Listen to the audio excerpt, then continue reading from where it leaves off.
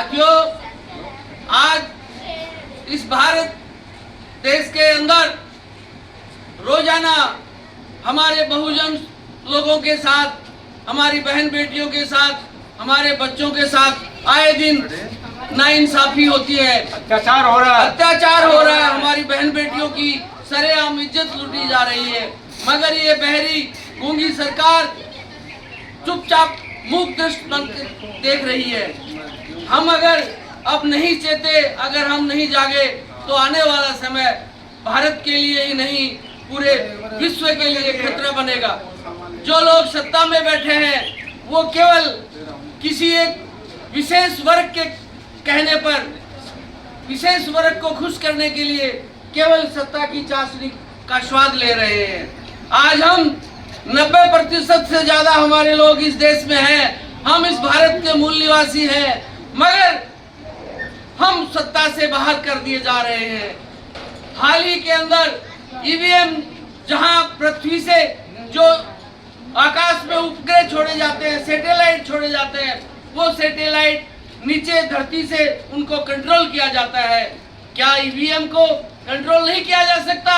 ये सिद्ध होता है कि ईवीएम से चोरी हो रही है। सुप्रीम कोर्ट ने भी कहा है कि ईवीएम में चोरी की जाती है, ईवीएम में गड़बड़ है। लेकिन ये सत्ता में बैठे लोग ये नहीं चाहते कि ईवीएम की बजाय बैलेट पेपर से चुनाव हो। लेकिन साथियों, हमें ईवीएम को बैन कराना है और बैलेट पेपर से चुनाव कराना है। इसी प्रकार से यूजीसी का बिल जो है, यूजीसी का जो बिल है, ये बहुत ही खतरनाक साबित हुआ, क्योंकि इन्होंने यूजीसी बिल के जरिए हमारे बच्चों को पुनः खत्म करने का, उन्हें समाप्त करने का फैसला ले लिया है। क्योंकि यूजीसी से हमारे बच्चों को फायदा होने वाला था। आज संस्थागत संस्थानों में, जो शैक्षणिक संस्थान है, वहाँ हमारे बेटे बेटियों के साथ अन्याय होता है, उनका बलात्कार होता है और उन्हें मौत के घाट उतार दिया जाता है, उनकी हत्याएं हो जाती हैं। बेमुला जैसे कई ऐसे उदाहरण हैं जो इस देश के अंदर हमारे बच्चों के साथ हुआ है। इसी प्रकार से हाल ही में जनगणना का जो मुद्दा छाया हुआ है, उस मुद्दे में ओबीसी की जाति आधारित जनगणना का कॉलम नहीं दिया गया है, जिससे ये पता नहीं चले कि ओबीसी की जनसंख्या कितनी है। साथियों, हमारे हक अधिकारों को कुछ वर्ग के लोग बैठे खा रहे हैं और सत्ता में बैठे हुए हैं। हमें इसके लिए सोचना होगा, अन्यथा हमारी आने वाली पीढ़ियां समाप्त हो जाएंगी।